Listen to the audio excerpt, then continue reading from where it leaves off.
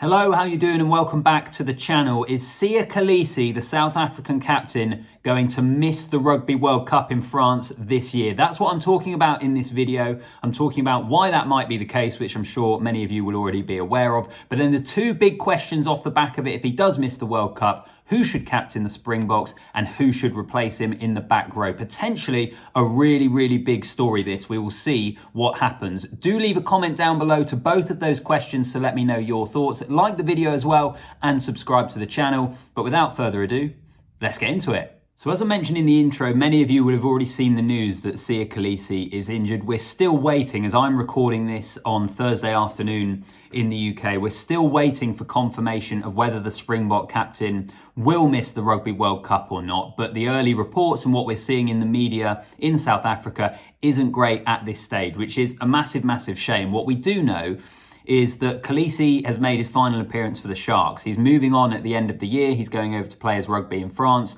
So we won't see him don a Sharks jersey again this season, which is a massive shame, really. It's the club he's been at for a long time now. He's served them brilliantly. He's been a loyal campaigner for them. So it's disappointing, really, that he's gone out in this way. And we hope that he won't miss the World Cup later this year. But as I say, it's not looking good. So in terms of those injury details, from what I've seen reported is he's got an ACL injury and a meniscus injury in his knee.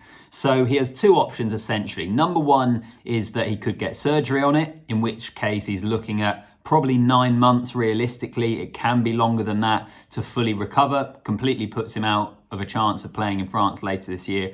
The other, non-surgery, which is the better option obviously in terms of talking about the World Cup, but would still see him out for 4 months. So if we think of that, if he would miss May, June, July and August, then the World Cup starts on the 8th of September. He could, in theory, be back just in time for that World Cup, but he wouldn't have played for 4 months. So regardless of what happens, and presuming that those reports we've seen in terms of the severity of the injury are true, this isn't good news for Siya Kolisi, and it's not good news for the Springboks. Just before I get on to the two main questions that I posed to you in the intro, I wanted to touch on another point, which is that this is a blow to the Rugby World Cup, just generally speaking here. It's the showpiece event, comes around every 4 years, it gets the most eyeballs on it, it engages the casual fan more than anything else, and you want your stars in it. You want your best players, the ones that get eyeballs on the screen, the ones you can tell a narrative around and tell a story about. And I think Siya Kolisi, I mean, he's arguably the most marketable rugby player in the world. He's certainly up there. He's a star of the game. And so I think to have him missing, particularly as the Springbok captain, the defending champions, would be a massive blow to the organisers. I would imagine World Rugby are really disappointed that if they were to see Siya Kolisi miss the tournament. So let's hope he can play, but it's not looking good. And I think it's a blow to the tournament as a whole to not have a player of Kolisi's profile there in France. But let's get on to the two questions that I did mention. First of all, the captaincy. I actually think, and I know Kolisi has captained the Springboks brilliantly from when he first captained them, what was it, about a year out from the World Cup in Japan, then took them through to winning that World Cup and beating England in the final. He's been a brilliant leader for South Africa, a unifying captain for that team. Having said that, I actually do think South Africa have quite a lot of good leadership options still in that team. It's still quite an experienced team, and I think there are still guys that can step up in terms of the leadership. So my two main options, really, if you were looking at a different captain, would be either Lukhanyo Am or Eben Etzebeth. For two reasons, really. I think, first of all, if they're fit, they're going to play. You know they're going to be in that team.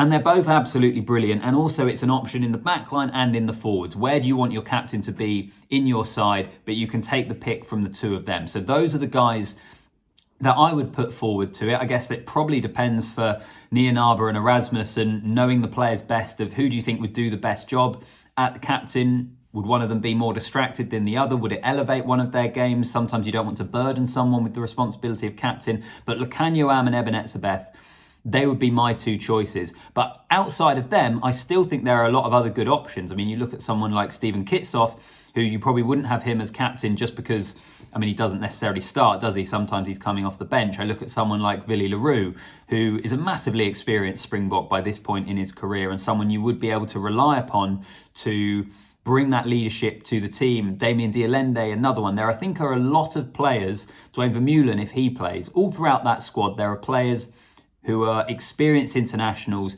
who are leaders. So from a leadership point of view, you do lose a lot with Kolisi, but I still think they have enough experienced heads there to cover what they would lose from an experience and leadership point of view. I think the bigger question is, what do those Springbok coaches do in terms of the personnel? And the good thing for South Africa is I think they do have options. I've noted down a number of different names. You've got Dion Fourie, Quagga Smith, Evan Ruiz, Marco van Staden, Elric Lowe, Jasper Wiese, Marcel Kurtzia, Elstad at Toulouse, another one. So I think there are players in there. It really comes down to, what do you want that Springbok back row to look like? For example, what we have seen, and we saw it in the autumn internationals, and I think we'll see South Africa do it again because, you know, we know that they often like playing a lock at 6, but whether someone like Franco Mostert plays at 6, you could have a Dion Fourie at 7, or Steph de Toy, or whoever it was to come in there, and then maybe a Vermeulen or a Jasper Wiese at number 8, depending on how you're looking to mix and match that back row. So I think it does depend on how they want to play. From what I've seen in terms of the South African fans have tried to canvass a few opinions, the most popular option seems to be Dion Fourie. I think that's what a lot of the Springbok fans would want to go through. Quagga Smith, obviously we've seen a lot, plays regularly for the Springboks. He's been a bit of a mainstay, really, certainly coming off the bench under Erasmus and Nianaba. We've seen him start as well. So I think those are probably the two guys who are most likely to fill the void here. But I do think there are options there, depending on what sort of balance you want for your back row. Make sure you drop a comment down below and let me know who you would like to see start, presuming Siya Kolisi does miss the World Cup, and also who you would like to see as captain. To me, as I said, most obvious names, Am and Etzebeth. Have I missed anyone else there that actually you think, do you know what, this is the guy that should captain the Springboks at a World Cup that they're the defending champions at? And I think it's going to be fascinating in France, but it is a blow, and it's an extra blow because of the side of the draw that South Africa are on as well.